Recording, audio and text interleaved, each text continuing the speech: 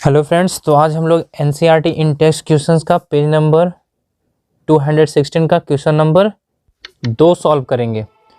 तो चलिए पहले मैं क्वेश्चंस को पूरी अच्छी तरह से पढ़ता हूँ और फिर उसको मैं आप लोगों को समझाता हूँ कि ये क्वेश्चन नंबर 2 क्या कहता है, फिर उसके बाद मैं इसको सॉल्यूशन करता हूँ। तो चलिए फिर बिना देर के वीडियो को शुरुआत करते हैं। देखिए क्वेश्चंस क्या कहता है, इसको ध्यान से पढ़िएगा तो आसानी से ये क्वेश्चंस क्या हो गया, सॉल्व हो जाएगा। बिना देर के हुए आप इसको आसानी से सॉल्व कर सकते हैं। क्वेश्चंस का कहता है an electric lamp of 100 ohm resistance and electric lamp of 100 ohm resistance, a toaster of resistance 50 ohm and a water filter of resistance 500 ohm are connected in parallel to a 220 volt source. कहता है कि एक electric lamp है जिसका resistance है 100 ओम, एक toaster है जिसका resistance 50 ohm and water filter है जिसका रेसिस्टेंस कितना है 500 ओम है, और कनेक्टेड इन पैरेलल। किस में जोड़ा गया है? पैरेलल में जोड़ा गया है। What is the resistance of an electric iron. अब उस इलेक्ट्रिक आयरन का रेसिस्टेंस क्या होगा to the same source that take as much as current as all the 3 appliances. What is the current through it. अब उस के through current कितना जाएगा ये भी निकालना है।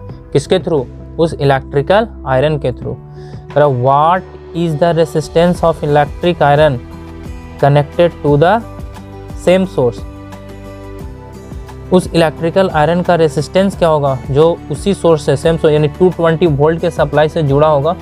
इस सप्लाई से जोड़ने के लिए इस इलेक्ट्रिक आयरन का रेसिस्टेंस कितना होगा ये हमको निकालना है। That take as much as current as all the 3 appliances and what is the current through it, और इसके करंट कितना जाएगा ये हमको निकालना है। As much as current all the 3 appliances, 3 appliances के मिलकर जितना करंट जा रहा है वो इसमें निकालना हमको। Same so that take as much as current all the 3 appliances, what is the current through it, उसमें कितना करंट जाएगा ये हमको निकालना है। तो देखिए इसको क्वेश्चंस को शुरुआत करते हैं। तो क्वेश्चंस क्या है, इलेक्ट्रिक लैंप। तो गिवन क्या है उसको मैं पूरी तरह से लिख दूंगा इसमें। गिवन डाटा क्या क्या दिया हुआ है, रेसिस्टेंस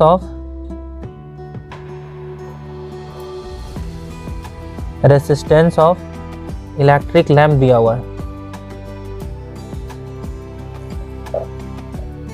इलेक्ट्रिक लैंप R1 कितना दिया हुआ है 100 ओम। दूसरा आपका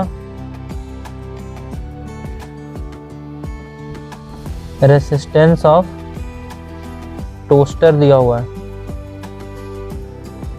टोस्टर दिया हुआ है R2, ये कितना होगा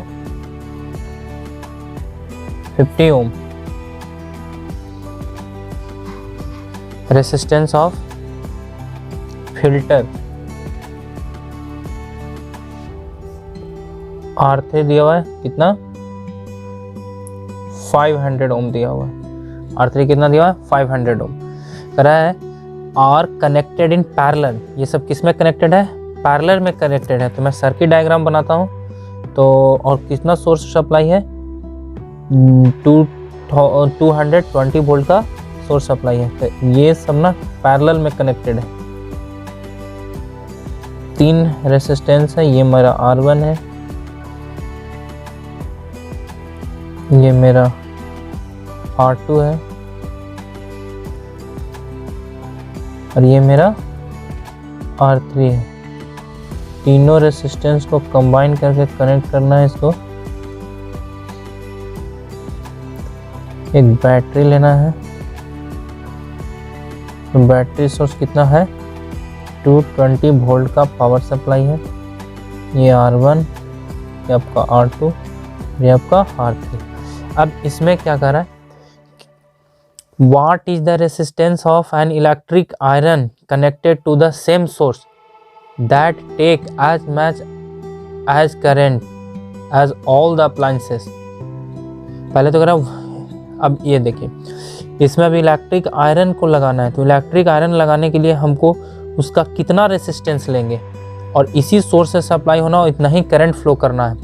तो इसके इक्विवेलेंट रेसिस्टेंस के बराबर उस इलेक्ट्रिक आयरन का क्या होगा, रेसिस्टेंस होगा। तो हम क्या निकालेंगे, इस R1 R2 R3 जो पैरेलल में कनेक्शन है रेसिस्टेंस, इसका इक्विवेलेंट रेसिस्टेंस निकालेंगे। तो चलिए फिर निकालते हैं।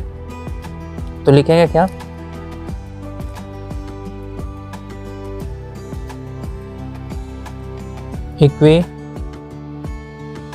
Equivalent resistance of R1 R2 R3 is कितना होगा, मान लीजिए 1/RP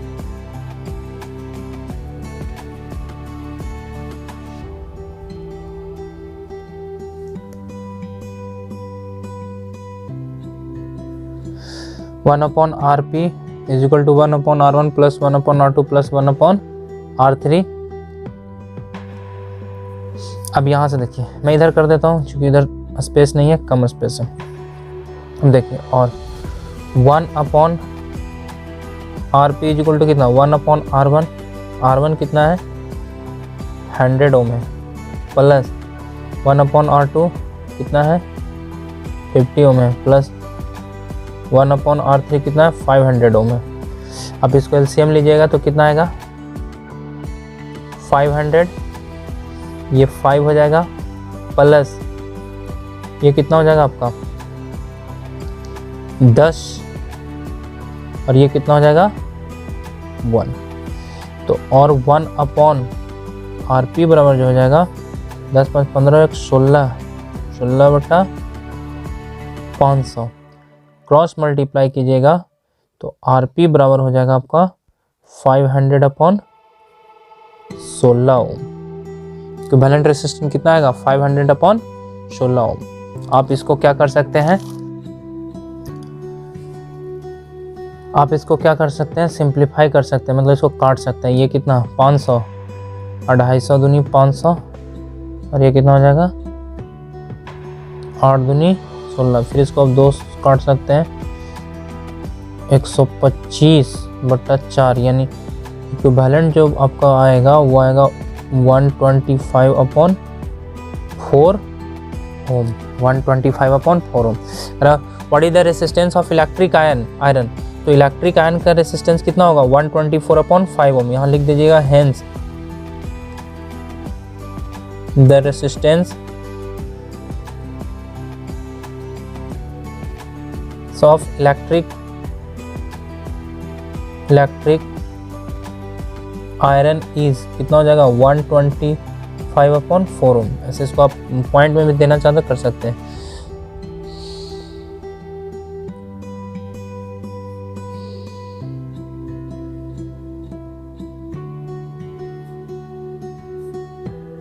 थर्टी 1.25 ओम आएगा।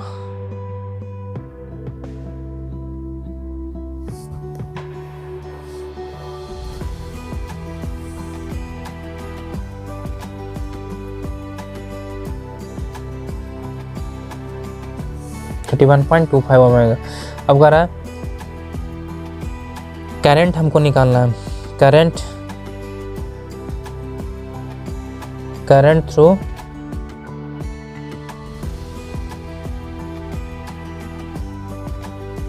all the resistance,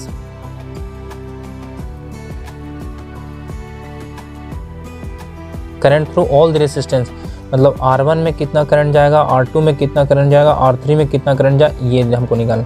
तो यहाँ से कितना I करंट ड्रॉन होगा और यही सब में जाएगा, और ये RP के इक्विवेलेंट जितना ये तीनों मिलकर इक्विवेलेंट रेसिस्टेंस दिया है तो वहीं से ये करंट ड्रॉन करेगा। तो current through all the resistance जो होगा I बराबर होगा, आपको पता है ओम्स लॉ से कि V बराबर IR होता है। तो I बराबर क्या होगा, V/R होगा। I बराबर क्या होगा, V/I। तो I बराबर कितना, V कितना आपका 220 वोल्ट, R कितना आया आपका 125/4। इसको आप सॉल्व करिएगा, 220 × 4/125 आएगा। इसको आप सॉल्व करिए, सॉल्व करने से कितना आएगा, इसको मैं सॉल्व कर देता हूँ। जब इसको सॉल्व कीजिएगा I बराबर, तो ये आ जाएगा 7.04 आएगा। कितना आएगा? 7.04 आएगा। तो करंट एम्पियर, तो करंट जो तीनों रेसिस्टेंस में जो करंट, नेट करंट फ्लो होगा वो कितना? 7.04। और फिर इतना ही करंट किस में फ्लो होगा आपका? किस में? इलेक्ट्रिक आयरन में। इतना ही करंट 7.4 किस में फ्लो होगा आपका? इलेक्ट्रिक आयरन में। 7.4 एम्पियर का करंट आपको किस में फ्लो होगा? इलेक्ट्रिक आयरन में। तो ये था एनसीईआरटी क्वेश्चंस का, इन टेक्स्ट क्वेश्चन का क्वेश्चन नंबर 2। तो फिर मिलते हैं नेक्स्ट वीडियो में नए क्वेश्चंस के साथ। तब तक के लिए bye class, bye. Thank you for watching this video.